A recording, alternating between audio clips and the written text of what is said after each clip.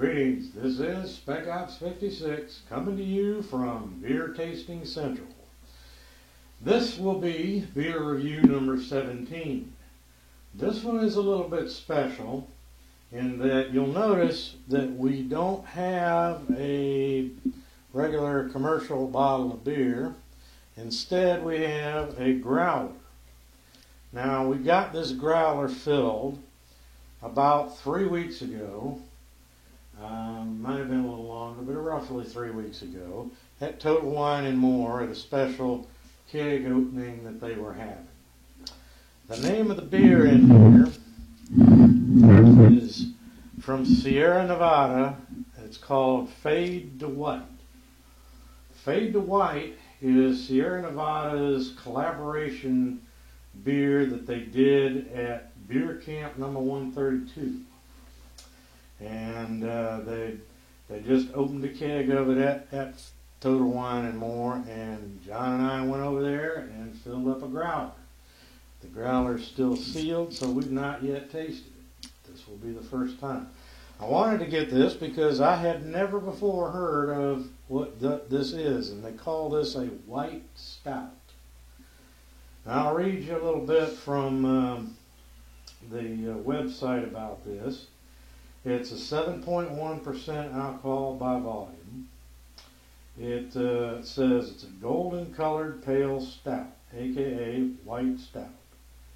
Fade to White was brewed using 2-row pale malt, wheat, oats, smoked malt, and acidulated malt. We added star anise, coffee, and cocoa powder. Aurora hops went in for bittering. Aurora, Celia, and Australian Cascade hops for finishing, and fermented with ale yeast. So it sounds like it should be a very interesting and somewhat complex beer. But we're going to find out together. Alright, now, let's see if I can get this thing open, because they sealed it up pretty good. There we go. Yeah, they had to seal it up with this heat shrink seal, otherwise we could have been charged with open container when driving home with it, even though we hadn't opened it. So, there we go. Alright, now hopefully, since I'm not used to pouring from a growler here, I won't screw it up.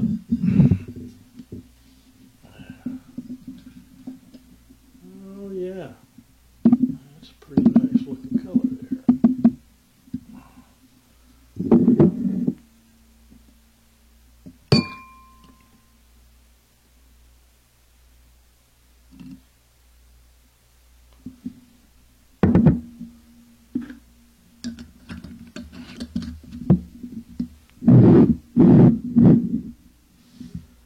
Okay. It's got maybe half a finger of white, bright, creamy white head.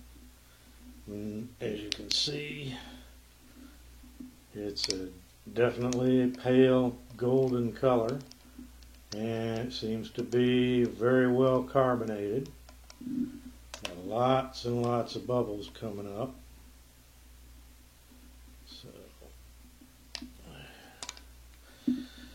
All right, John, come on around and let's give this thing a try. I'm interested to see how this is. I am too. Let's have a sniff.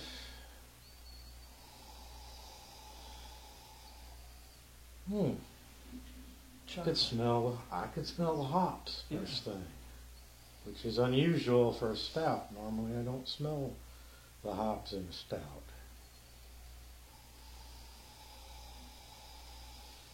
Smelling a citrus note. Yeah, that's what I was going to say. Which is probably from the hops. Can't quite make out the chocolate. I do right at the end there. So let's give it a taste. Ooh, chocolate.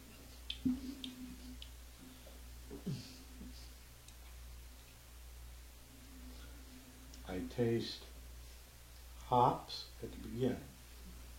Then I get a very bold roasty note with a slight coffee note.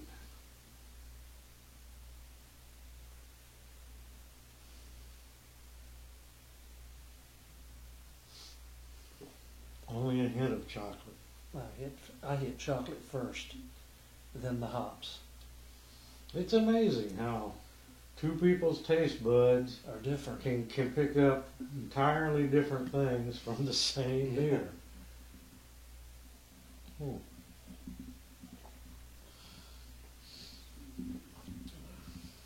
It's not really hoppy. It's got a little No, bit. it has a little bit at the beginning, a little Mhm. citrus hop. And then a roastiness, definite roastiness. Mhm.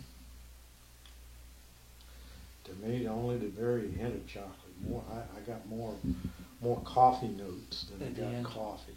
I mean, I got chocolate. This was good. Honestly, if they hadn't told me this was supposed to be a stout, I never would know. I wouldn't have thought it was a stout. I thought it was more like a pale ale. Yeah. Okay, 'cause that's what it looks like, and that's to me more what it tastes like. To me, I don't know how they can call it a stout, because it does not taste anything like a stout to me.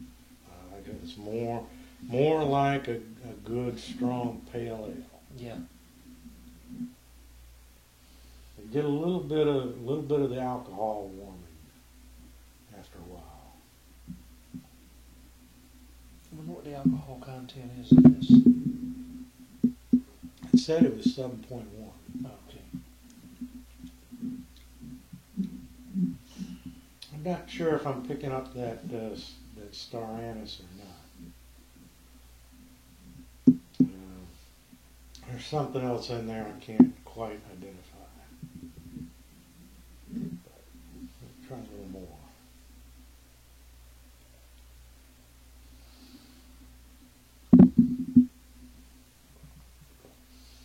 What's your overall opinion?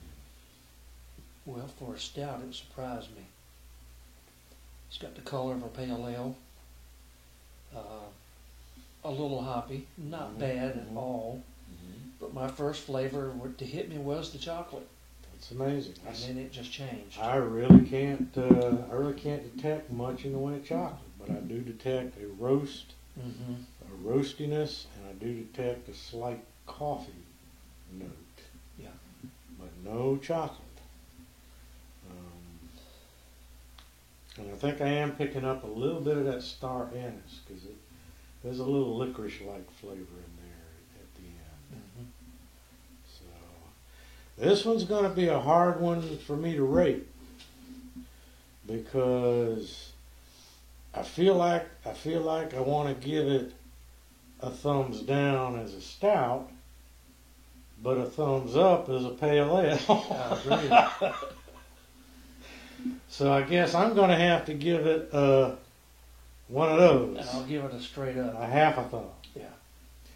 So the consensus here is that the fade to white so-called stout gets 1.5 thumbs up, because it isn't very much like any stout I ever had. It's not. If somebody handed this to me and I didn't know what it was, I sure as heck wouldn't say, "Wow, this is a good stout." You know, I'd be more like, "That's a nice pale ale." You know, and so that's what I think it is. That's what I think it should be called. You know, so if you're expecting a stout flavor when you get this, you're going to be disappointed. However, because John doesn't really like stouts, John likes a good hoppy pale ale, this is just right for him. Yeah. It's perfect. You know, so that's, Give it a try. You might like it. exactly. Yeah, I mean, I'm not going to say that if you like stouts, you won't like this, But in my opinion, this does not compare as a stout to all the other stouts I ever had. I hope that's not too confusing for you. I'm going to let John take the rest of the growler home because I'm sure he'll enjoy it more than I will. And that's it for beer review number 17. The Sierra Nevada Fade to White so-called stout. This is Spec-Ops 56, and you already know who this guy is. So, see you at the next beer review. Cheers. I like this one. Yeah. I thought you did. It's, yeah, stout.